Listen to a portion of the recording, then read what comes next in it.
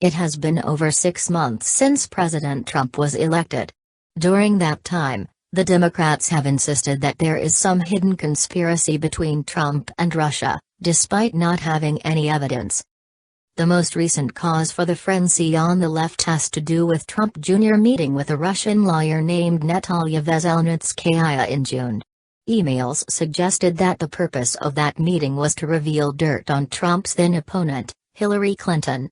According to the Washington Times, Veselnitskaya revealed that I asked for help to get out of a story I had come across in my professional capacity. She said that it had nothing to do with then-candidate Donald Trump's rival or the presidential election. The interview between Veselnitskaya took place on a Russian news program called Vesti.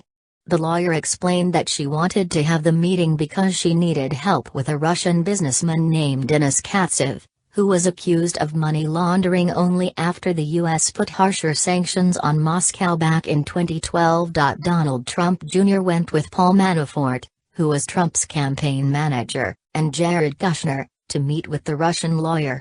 Natalia's story lines up with what all three men said after the meeting, which was that there was no incriminating information passed between them. All parties also confirmed that there was no follow-up meeting. During Natalia's interview, she stated that her whole purpose of setting up the meeting was to try and get more support in U.S. Congress for her client, Denis. In that context, it makes perfect sense. Lawyers are supposed to go out of their way to make sure that they can clear their clients of any crimes. Natalia was simply doing what she felt needed to be done in order to free her client from the money laundering charges.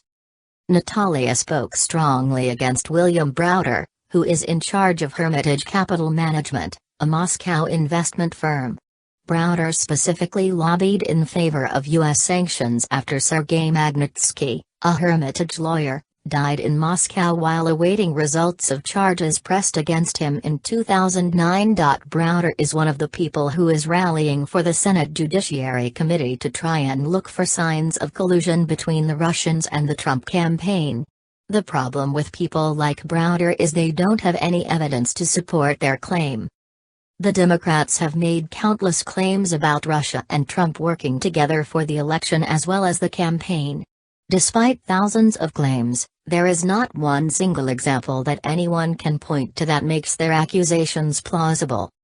In all honesty, the closest thing they had was the meeting between Natalia and Donald Trump Jr., but even that story has been debunked through emails and testimony. Natalia confirmed on Russian TV that she had no political connection with the Trumps, nor were any additional meetings or emails uncovered per the investigation. The left is going to have to go back to the drawing board. It appears that they are looking more for a story to fill the hole, rather than examine their claim from an objective point of view.